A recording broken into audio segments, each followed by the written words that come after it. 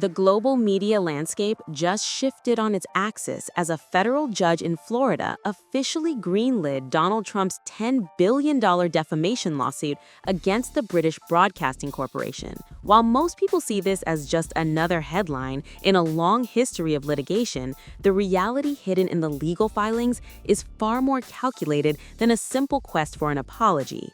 We are looking at a high-stakes chess move designed to dismantle the credibility of international state-funded media before the next major election cycle. According to court documents filed in the Southern District of Florida on February 12, 2026, Judge Roy Altman has officially set a trial date for February 15, 2027. This isn't just a legal skirmish, it is a full-scale financial assault on one of the world's oldest news organizations. To understand why this matters right now, we have to look at the three big questions this case forces us to ask. First, what exactly did the BBC do that warrants a $10 billion price tag? Second, why is the Trump team pushing for a jury trial in Florida of all places? And third, how could this case permanently change how international news outlets report on American leaders? Per the original complaint filed in late 2025, the heart of the drama is a documentary titled Panorama. Trump's legal team alleges that the BBC intentionally and maliciously edited his January 6 speech to make it appear as though he explicitly urged supporters to attack the Capitol. The lawsuit claims this wasn't an accidental oversight, but a brazen attempt to interfere in the 2024 election. The shock factor here isn't just the allegation, it's the receipt. A leaked internal memo, first reported by the Daily Telegraph, allegedly shows that high-level executives were aware of the editing errors months before they publicly acknowledged them. This memo is the smoking gun the Trump team is betting $10 billion on. We are talking about a 33-page federal complaint that targets not just the content of a single broadcast, but the entire internal culture of a state-funded media giant. Now, let's look at the most shocking element of this entire saga, which ranks as our #1 payout. While the BBC argues that no harm was done because Trump eventually won the 2024 election, the Trump team is using a loss of potential argument that could bankrupt the broadcaster's U.S. operations. According to a report by The Guardian on February 13, 2026, the lawsuit isn't just about hurt feelings, it's being framed under the Florida Deceptive and Unfair Trade Practices Act. By using trade laws instead of just standard libel laws, the Trump team is attempting to bypass traditional First Amendment protections that usually shield journalists. If this strategy works, every international news organization with a branch in Florida could be held to commercial trade standards rather than press standards. That is a terrifying prospect for the industry. This strategy represents a fundamental shift in how political figures engage with the media. It moves the battlefield from the court of public opinion into the cold, hard arena of trade compliance and consumer protection. This leads us to the second most shocking point, the resignation receipt. When this scandal first broke in late 2025, the fallout was so severe within the BBC that the Director General, Tim Davie, and the top news executive, Deborah Turnus, were forced to resign. Per Reuters report from November 2025, the internal turmoil was described as an existential crisis for the broadcaster. Usually, a news organization will stand by its edit, but the BBC chairman, Samir Shah, actually sent a letter of apology to the White House. In the world of high-stakes litigation, an apology is often viewed as a blood-in-the-water moment for a legal team. Trump's lawyers are now using that very apology as evidence of actual malice, arguing that if the error was obvious enough to apologize for, it was obvious enough to have been intentional. The speed of these resignations caught many in the London media circle off guard. It suggested that the internal pushback against the documentary was far more extensive than the public initially realized. The scale of the panorama editing is where the technical details get truly messy. According to the 33-page complaint filed in Miami, the BBC allegedly spliced together 3 different quotes from 2 sections of the 2021 speech that were delivered almost an hour apart. By removing the section where Trump told his supporters to demonstrate peacefully and patriotically, the lawsuit claims the BBC created a fictional narrative. Legal analysts noted on GB News on February 12, 2026, 2026 that this media malpractice is exactly what the Trump team needs to prove a reckless disregard for the truth. This isn't just a matter of shortening a quote for time, it is a matter of reordering chronological events to change the speaker's intent. When you take words from the beginning of an hour-long speech and stitch them to the end, you aren't reporting on the speech anymore, you're producing a movie. We also have to follow the money and the PR trail. Why $10 billion? Legal experts interviewed by Variety on February 14, 2026, suggest the number is symbolic but strategically chosen to force a settlement. The BBC is funded by a license fee paid by the British public, currently set at about £174 per household. A $10 billion hit would essentially dissolve the organization. This creates a massive PR nightmare in the UK, where citizens are asking why their tax dollars are being used to fight a legal battle against the US president. It's a squeeze play. By targeting the BBC's wallet, Trump is effectively pressuring the UK government to intervene or risk the collapse of their national broadcaster. This creates a fascinating geopolitical tension between Washington and London. Prime Minister Keir Starmer has so far refused to say whether he will urge the president to drop the case, but as the 2027 trial date approaches, the pressure on 10 Downing Street will become unbearable. Adding another layer to this is the timing. With the 2026 midterms approaching, this lawsuit keeps the narrative of media bias front and center for the administration's base. It serves as a constant reminder of the fake news narrative, backed by a legitimate court date. According to a PR strategist interviewed by the New York Times, this is a legacy-building lawsuit. It's designed to ensure that for the remainder of his term, international outlets think twice before running any highly critical, edited packages.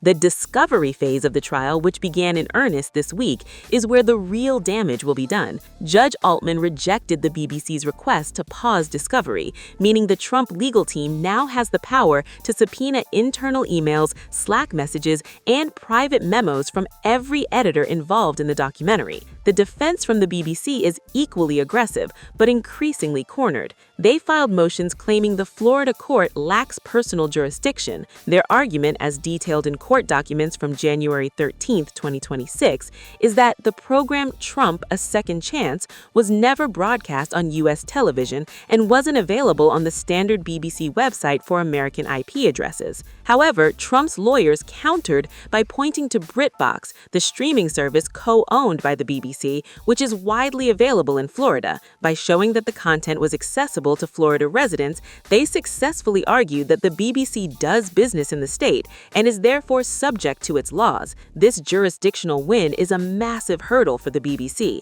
If the case had been filed in the UK, the damages would have been capped to a few $100,000.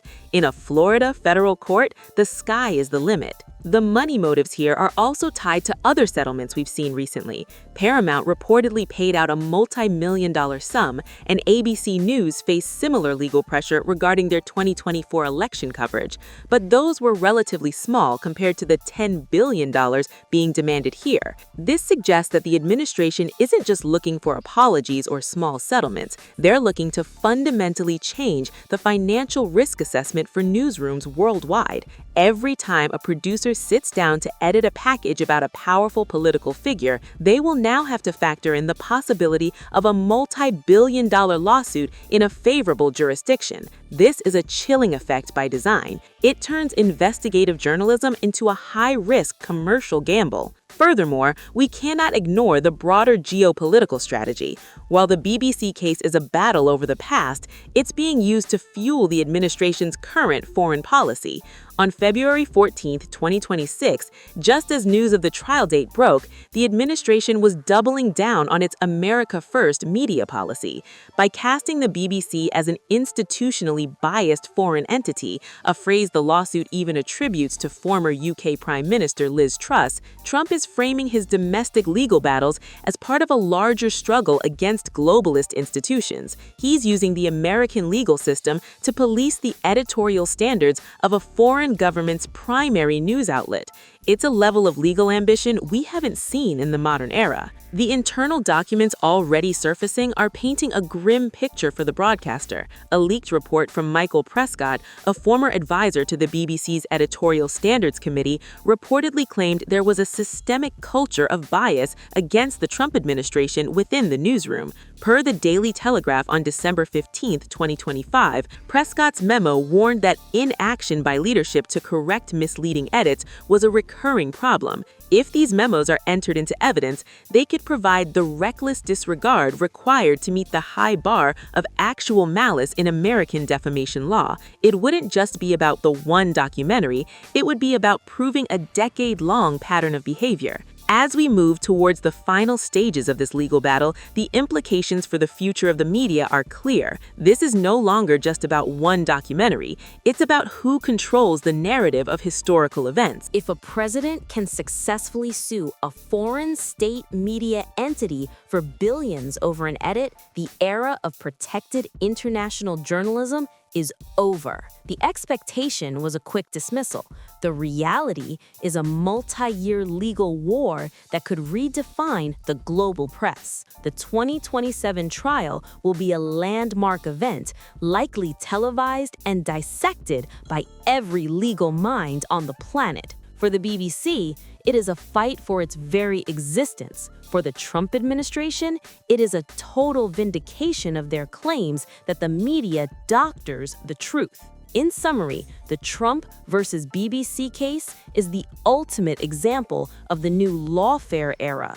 We've seen the receipts, the leaked memos, the high-level resignations, the technical splicing of quotes, and the strategic use of Florida trade laws. This isn't just drama, it's a blueprint for how the administration intends to handle international critics moving forward. The takeaway for insiders is simple. The shield of the press is thinning, and the business of news is now a massive legal liability. We are witnessing the dismantling of the old guard media structures in real time. Whether you agree with the tactics or not, the result is a media landscape where every frame, every cut, and every word is subject to a $10 billion audit. The administration's legal team has made it clear that this is only the beginning.